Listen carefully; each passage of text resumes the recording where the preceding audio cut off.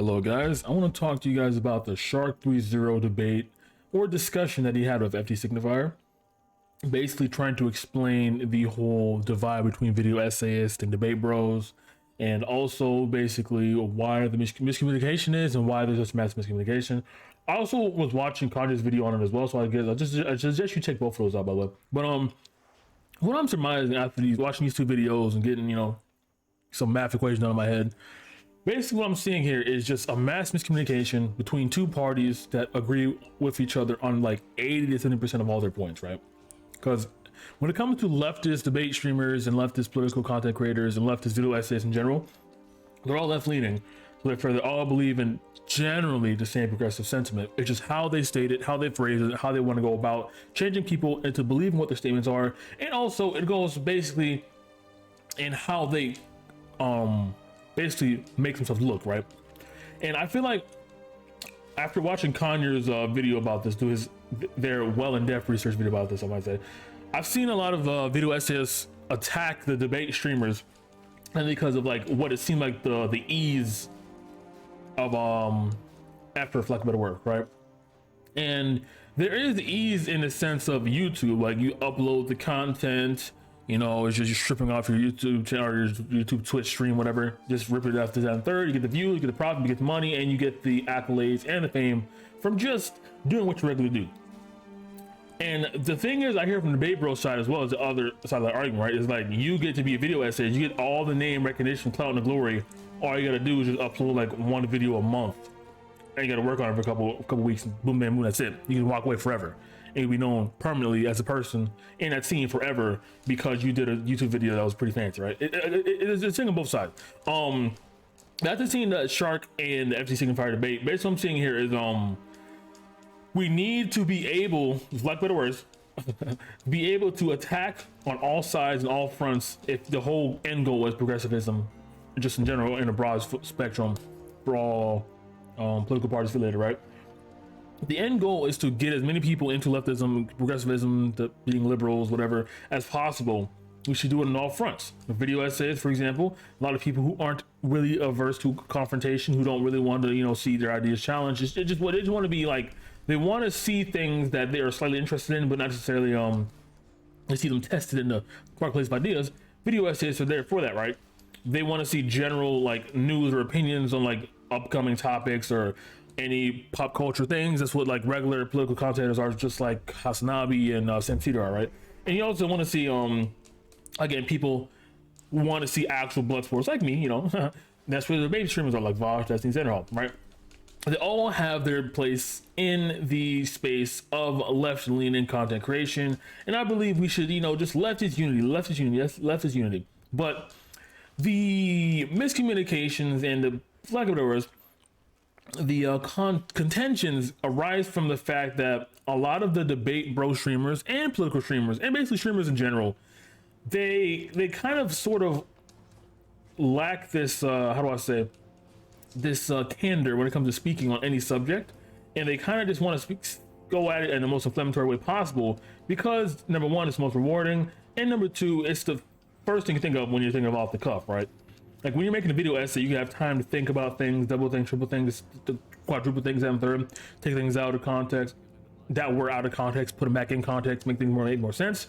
On the debate format, you kind of can do that. So you get a lot of like unsavory moments. Got Destiny with his most of the moments I've covered on my channel. Got Xander Hall with his most of the moments I haven't covered on my channel.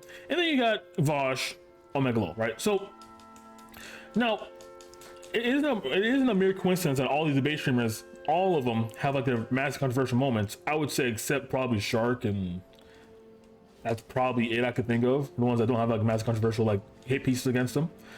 Mainly because again, the format, it lends you to being as open to any sort of attack as you possibly can, albeit from yourself, right? And the thing is, because these people have that controversial past, video essays are already predisposed to hating debate streamers as a concept because they view it as easy content to make. Just sit there, talk about shit, yell at your fucking audience, and get your profit, right?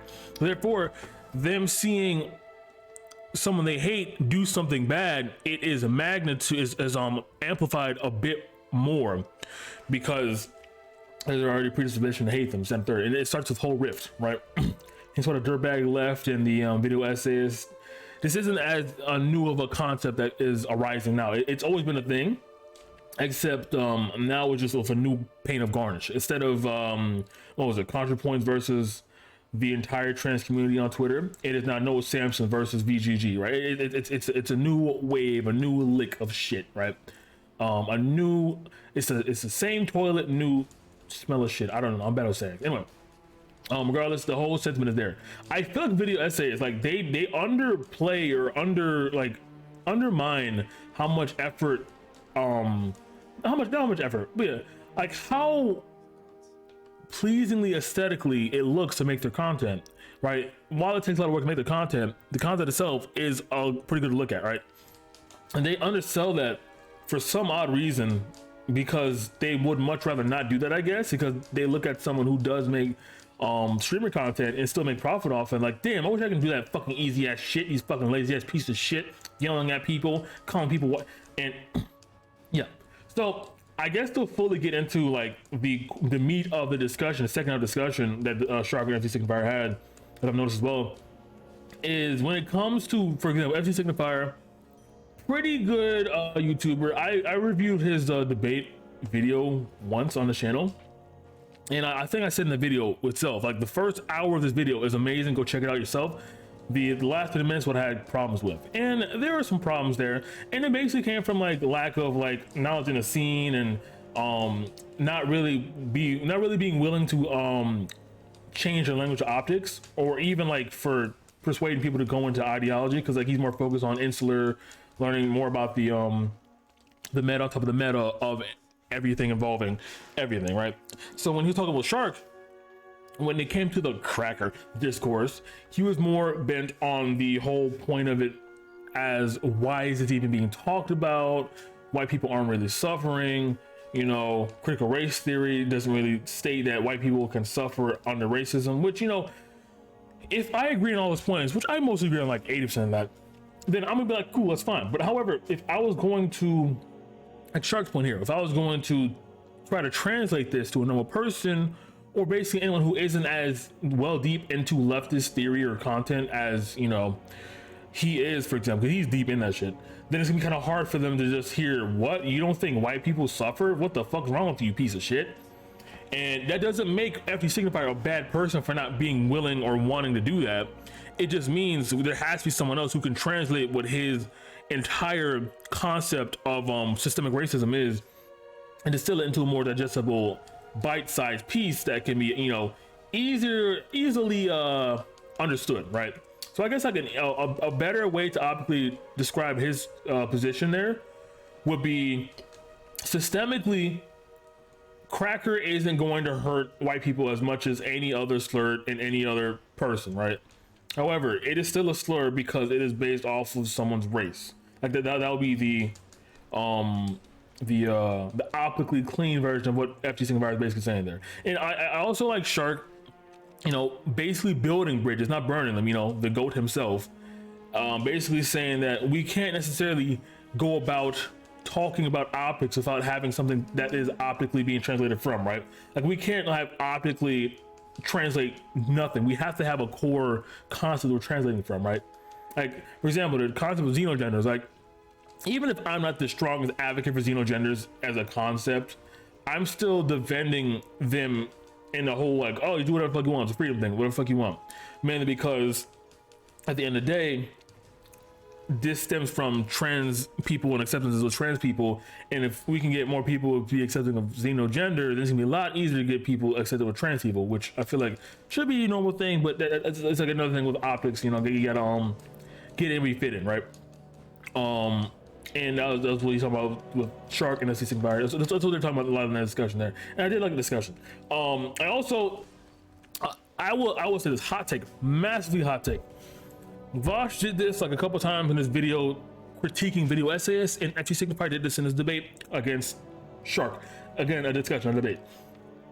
He acknowledged people he hated were doing good for the movement that he stands for. However, he still acknowledged that he hates them, right? Like he said, Xander Hall and Vosh. Like he said, well, I don't agree with him on everything. I don't see them as the greatest people in the world. I do understand that they're still doing good for leftism and left movements, and I will just let them be who they are and disagree with me whatsoever. I feel like that's where we should be at as video essays and debate brochures. That should be where the divide is. You don't have to agree on everything, but the fact you agree on most things and you still disagree in the first place, that needs to be solved. That's the main issue. That's the main problem. And one of the main core tenets is that video essays feel like their work is undervalued due to the amount of work they put in, which again is a lot, and no one is saying it isn't. So that just needs to be fleshed out there. Other than that, I would say Shark did a pretty fantastic job with that discussion. Only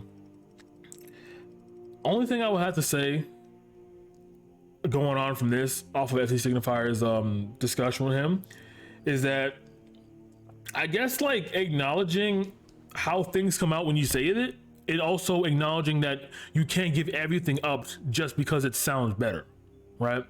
Like, for example, if you were to go about explaining crackers, for example, if you go about explaining cracker and like saying cracker is a slur and it's a racial epithet, but also isn't as offensive, you have to go about it in a way of saying like, yes, that is true. White people have been attacked for the race in the past. You know, white people, you know, get white on white crime. You know, white people get, you know, castrated for their, them being white constantly. It's a thing. It exists.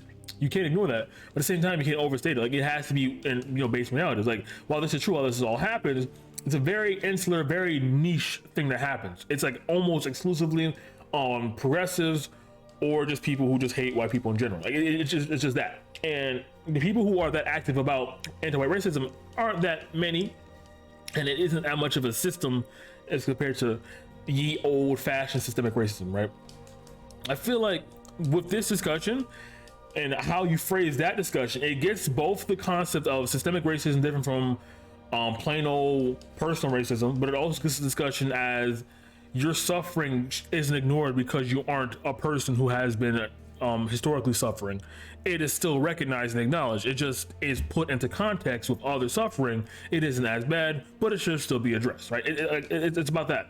Dressing up in a neat enough a boat where it can be seen as not as vitriolic or not as seen as just accepting the messaging as white people are good, right? So yeah, I feel like that's what it is. So at the end of the day, video essayists, debate bros, put your fucking egos to the fucking side and shake hands because y'all agree on most of the things.